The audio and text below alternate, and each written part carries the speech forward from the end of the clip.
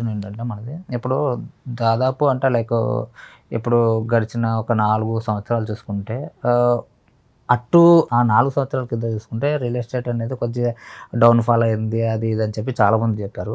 So, మళ్ళీ ఇక్కడ హైదరాబాద్‌లో చూసుకుంటే ఆర్ఆర్ కావచ్చు, ఇట్లా మనకి ఫ్యూచర్ సిటీ కావచ్చు, ఇవన్నీ రాబోతున్నాయి ఫ్యూచర్‌లో. సో, ఎక్కువగా ఇన్వెస్ట్ చేయాలి అనుకుంటే ఏది బెస్ట్ ఆప్షన్ అంటారు?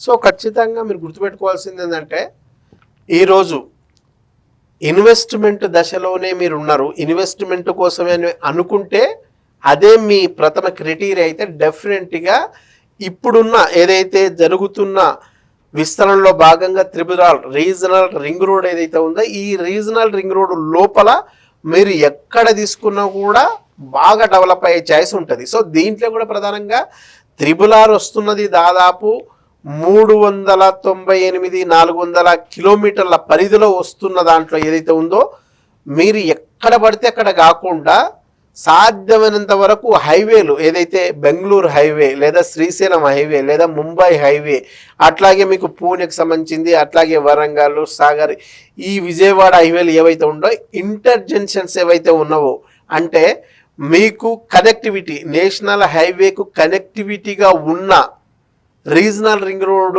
ఇంటర్ జంక్షన్స్ ఏవైతే ఉన్నావో ఆ జంక్షన్లకు దగ్గరగా తీసుకుంటే మీకు కనెక్టివిటీ పర్ఫెక్ట్గా ఉంటుంది. కాబట్టి ఆ ఏరియాలో దానికి తోడుగా శాటిలైట్ టౌన్షిప్స్ వస్తున్నాయి, దానికి తోడుగా రింగ్ రైలు వస్తుంది, దానికి తోడుగా టౌన్షిప్లు అట్లాగే ఎంప్లాయ్మెంట్ జోన్లు ఉన్నాయి, సెజ్జులు స్పెషల్ ఎకనామిక్ జోన్స్.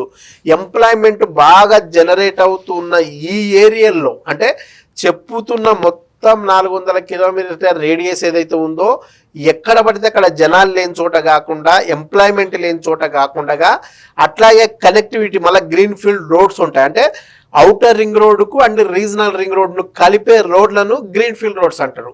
ఈ green field roads national highways employment అట్లాగే జనాలు అట్లాగే రింగ్ రైల్ స్టేషన్స్ వీటికి దగ్గర ఉన్న ఏరియాలో మీరు తీసుకుంటే ఖచ్చితంగా మీరు పెట్టిన ఇన్వెస్ట్మెంట్ ఏదైతే ఉందో అది 10 times 15 times 100 times అయినా ఆశ్చర్యపోవాల్సిన అవసరం లేదు. కాబట్టి మీ తక్కువ పెట్టుబడికి ఎక్కువ రాబడి ఈ తక్కువ టైంలో రావాలనుకుంటే నేను చెప్పిన ఈ అంశాలు ఏవైతే ఉన్నాయో ఈ అంశాలను బేస్ చేసుకొని మీరు తీసుకుంటే తెలివిగా పెట్టుబడి పెడితే తెలియగా ఏరియాను ఎంచుకుంటే మీరు సాధ్యమైనంత వరకు ఎక్కువ లాభాలు పొందే అవకాశం ఉంటుంది. కాబట్టి ఈ క్రైటీరియాని మీరు దృష్టిలో పెట్టుకొని దీన్ని బేస్ చేసుకొని ఇంకా దీనికి సంబంధించిన సమాచారం పర్ఫెక్ట్గా కావాలనుకుంటే నన్ను ఒకసారి కన్సల్ట్ అవ్వండి. అట్లాగే నేను చెప్పినట్టు ఇప్పటికి చాలా యూట్యూబ్ ఛానల్స్లో ఉంటాయి, ఆ ఇన్ఫర్మేషన్ కూడా మీరు చూసుకోండి. మీరుంటున్న ఏరియాని కూడా మీరు ప్లాన్ చేసుకోండి. మీరు మళ్ళీ ఇంకోటి కూడా రేపు ఫ్యూచర్లో ఆ ఏరియాలోనే ఇల్లు కట్టుకునే అవకాశం కూడా మీకేమన్నా ఉంటే దాన్ని కూడా దృష్టిలో పెట్టుకొని ఒకేసారి అన్ని అంశాల మీద కొంత అవగాహన పెంచుకొని మీరు ఇన్వెస్ట్మెంట్ చేస్తే మీకు ఎక్కువ లాభదాయకంగా ఉంటుంది.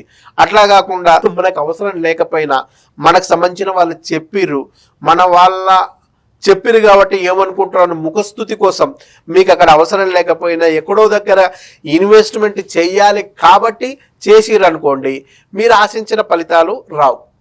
ఖచ్చితంగా దీని మీద అవగాహన పెంచుకొని డెఫినెట్గా దీర్ఘకాలిక అవసరాలను దృష్టిలో పెట్టుకొని మీ పాప మ్యారేజ్ కోసమా బాబు చదువు కోసం మీరు సొంత ఇంటి కల నిజం చేసుకొని అక్కడే నివాసం ఉండడం కోసమా దేనికోసం అనేది మీరు క్లారిటీ తెచ్చుకున్న తర్వాత ఇన్వెస్ట్మెంట్ చేస్తే మీరు 100 times కూడా లాభాలను పొందే అవకాశం ఉంటుంది. దానికి అనుగుణమైన అవగాహనతోటి ఆ అవగాహన పెంచుకొని ముందుకు వస్తే హ్యాపీగా ఉంటుంది అనేది నా అభిప్రాయం. Thank you so much sir, చాలా చక్కగా చెప్పారు, ప్రేక్షకులకు అర్థమయ్యే విధంగా. Thank you so much.